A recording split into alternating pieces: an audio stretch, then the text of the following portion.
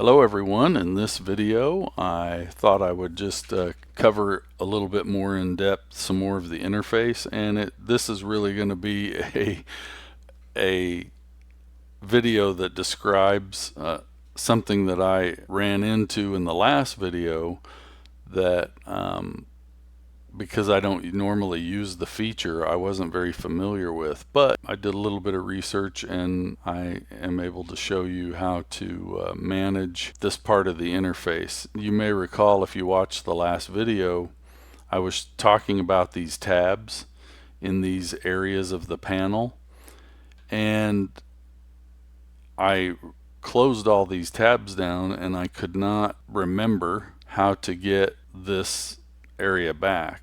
And so I thought, well, why not just do a whole video on that feature of GIMP.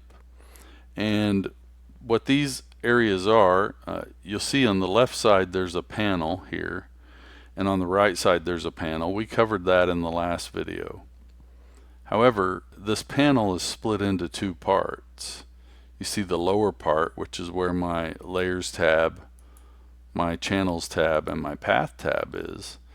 But I can slide this up and down, and we see that each one of these areas has this little flyout menu that you can press this icon and it'll show that menu. Well, these are called dockable dialogs. So these are dialog boxes, but they're dockable. They're docked to the interface, and I didn't realize that's what they were called. Each of these dockable dialogs can have tabs open inside of them, and you can give them as much or as little room as they need. Now there's 3 of these dockable dialogs that are open by default. This one over here, the tool options one, we've already talked about what this area does, but this is a dockable dialog because it's got that little button, the square with the arrow in it, on the right hand side of it. Each one of these 3 default dockable dialogs has one of those. So that's what this area is called. You have a panel, which is the whole side. Then you have this little area that can be separated from it, which is a dockable dialog. Now, if you want to see all of the different tools, or not necessarily tools, but if you want to see all of the dockable dialogs that you can add to these areas, all you have to do is come up here to Windows and go to Dockable Dialogs, and there's a list of all of them. And you'll see that the layers one is right here. It's right there. It's a tab in this dialog. And at the top I have brushes right here. Windows, dockable dialogs, and if you come down here far enough, you'll see brushes. It's right there. Then I have patterns, and patterns is in here. It's right there. And I have fonts right there. And then I have the history, the document history. So let me show you the thing that I could not show you because I could not remember how to do it in the last video. Let's say that we close. I showed you how to close these tabs if you didn't want them, and if you don't want those, you can just close them all down. But as soon as you close the last one, what happens is that whole dialog area goes away. However, what you can do is you can just open this one and you can add a tab to it. Let's say I wanted to bring back the brushes. So now I have the brushes, but it's in here it's in the same dialog area as the layers, the channels, and the paths. Well, all you have to do is grab this, just click on this tab, and then just move it. See, I don't know if you can see it in the video, but see that blue border? It's kind of muted whenever I get a hold of the tab, but if I point to it, it turns brighter blue. And if I let off while it's bright blue, it will let me Well, it should let me.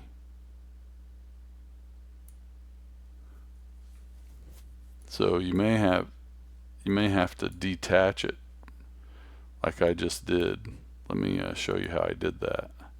If I click this and add the tab, I add the brushes tab.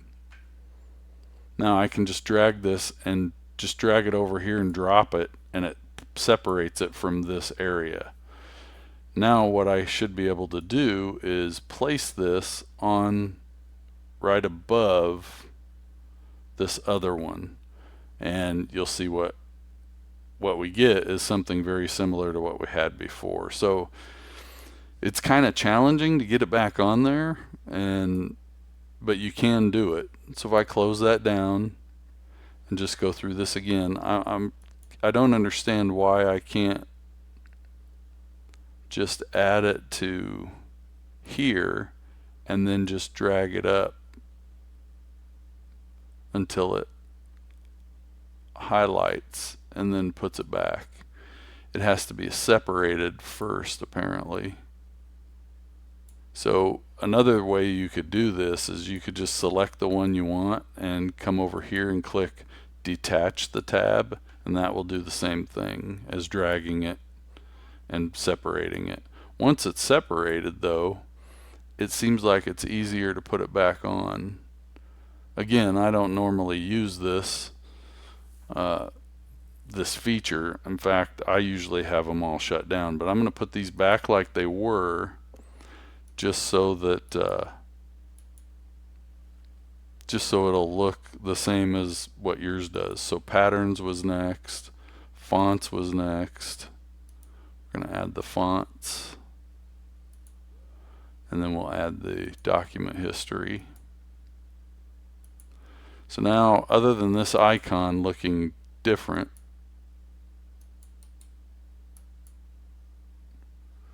this is loading a custom pattern that I made recently, and so it's not showing the default, it's showing an icon from the custom pattern that I made and used for a project. So other than that, this should look the same as what yours does. Now you can adjust, as you've probably seen, you can adjust the order of these tabs.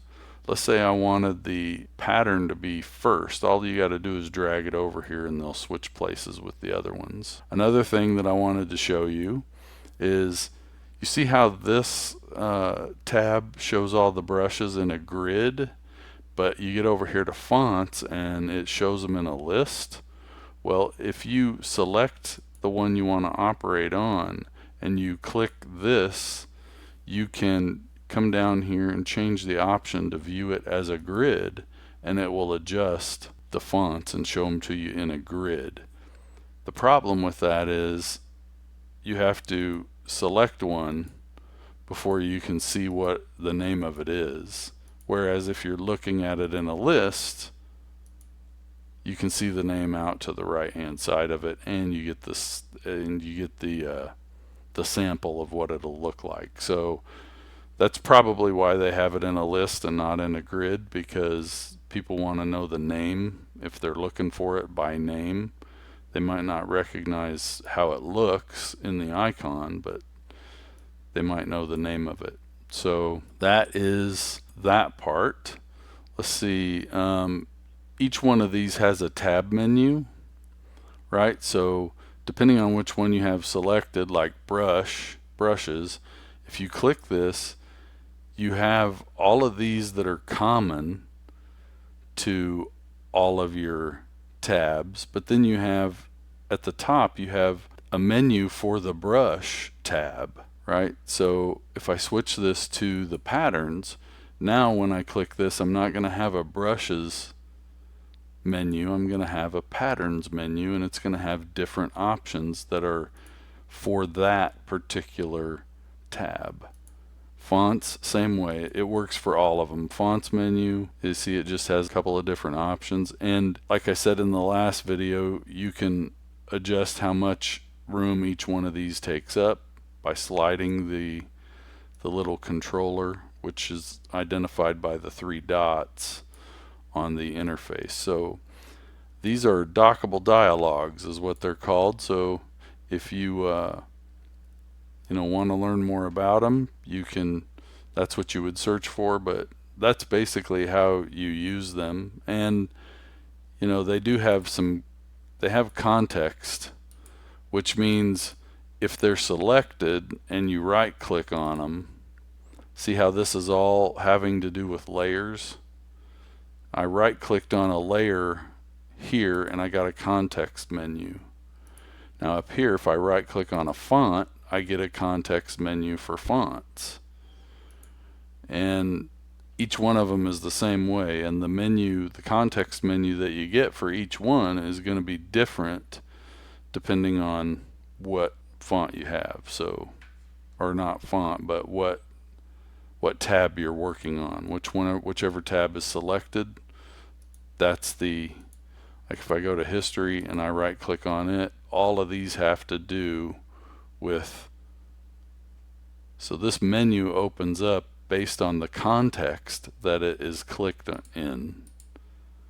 So that's it for the context menus for the dockable dialogues. We talked about how to change the layout.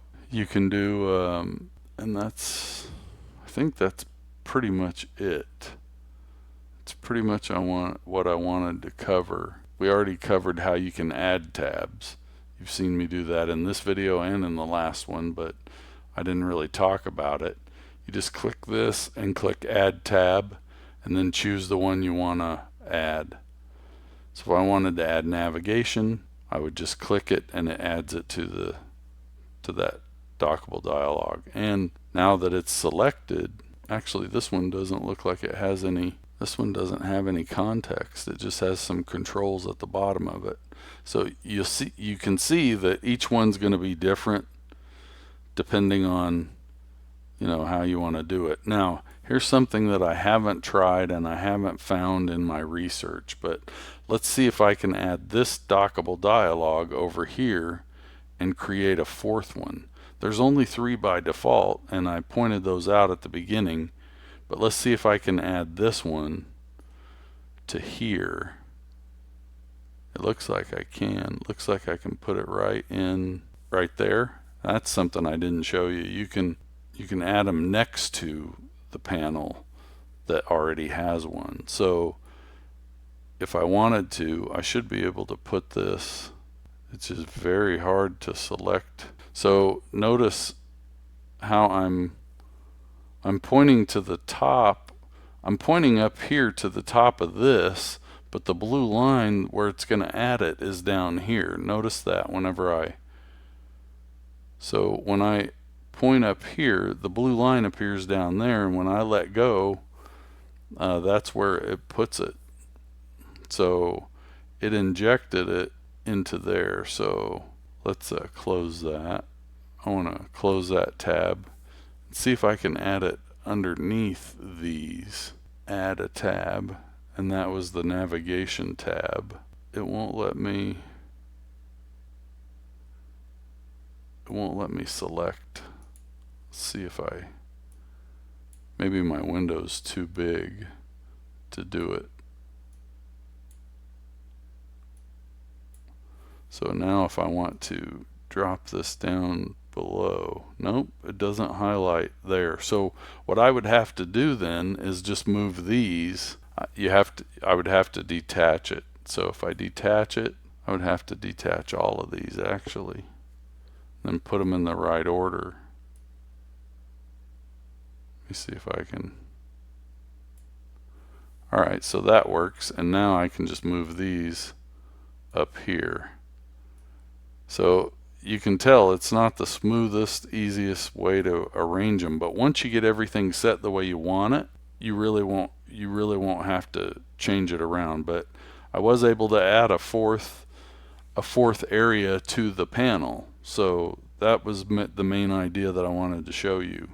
And as I showed you earlier, you can put them in there like that and make 2 of them next to each other, and then you could add another You could add another dockable dialog. You could add a tab here. Let's say we wanted to add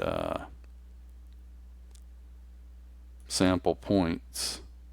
So, and then you could just put it there. Well, actually, you'd have to detach it and then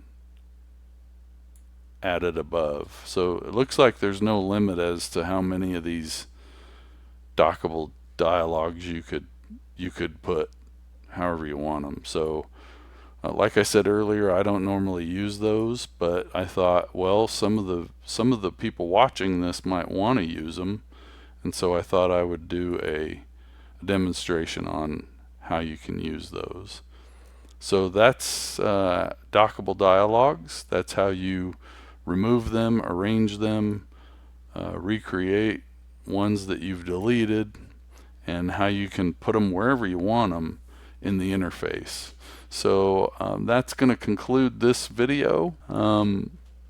Just a reminder, I don't have a sponsor. I don't charge for a membership in order to see the content, and I don't have a Patreon page. I simply create these videos and support the efforts that I put into the videos by means of my designs that I sell on marketplaces, and the links to those marketplaces are in the descriptions. If you're not interested in merchandise, feel free to like, subscribe, and comment. That's a free way that you can support the channel and help other people become aware of it. I hope that helps, and thanks for watching.